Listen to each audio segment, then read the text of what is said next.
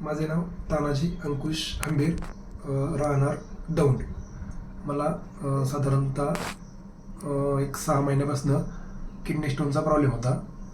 तर पेन खूप व्हायचं. त्यासाठी मी पुण्यामध्ये मणिपाल हॉस्पिटलला चेकिंगसाठी आलो. त्यांनी मला तिथं CT स्कॅन करायला सांगितलं.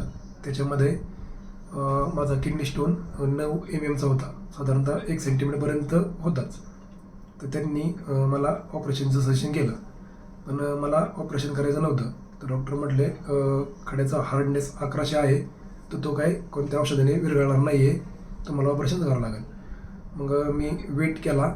नंतर मग यूट्यूबला शोधलं. तर यूट्यूबला मला होमो क्लिअर क्लिनिक, त्याच्यावरती मी क्लिनिकला फोन केला. फोन केल्याच्यानंतर मला त्यांनी असं सांगितलं की तुम्ही समोर आमची गाठ घेण्यासाठी या. आम्ही त्याच्यापेक्षा मोठाले खडे आमच्या होमिओपॅथी औषधाने विरघळलेत, तुम्ही आमचं ओपनिंग घेऊन जा. त्यानंतर मी हडपसरला नोबेल शेजारी होमो क्लिअर क्लिनिकला आलो. त्यानंतर डॉक्टरांनी चेक केलं आणि पाहिलं रिपोर्ट्स की खडा 9 mm आहे, लगभग 1 सेंटीमीटरपर्यंतचा. मग त्यावेळेस ते म्हटले की होमिओपॅथीच्या औषधांनी तो 100% विरघळेल, तुम्हाला एक 40 दिवसाचा कोर्स करावा लागेल. त्यांनी मला 40 दिवसाची औषधं लिहून दिली. नंतर त्यांनी सांगितल्याप्रमाणे मी औषधं खात राहिलो. 32 दिवस मी औषधं खाल्ली. 32 दिवसानंतर 33व्या दिवशी मला पेन खूप झालं. पेन झाल्यानंतर खडा माझा युरेटरमध्ये अडकला होता. तिथनं तो 2 दिवसाआधी खाली आला.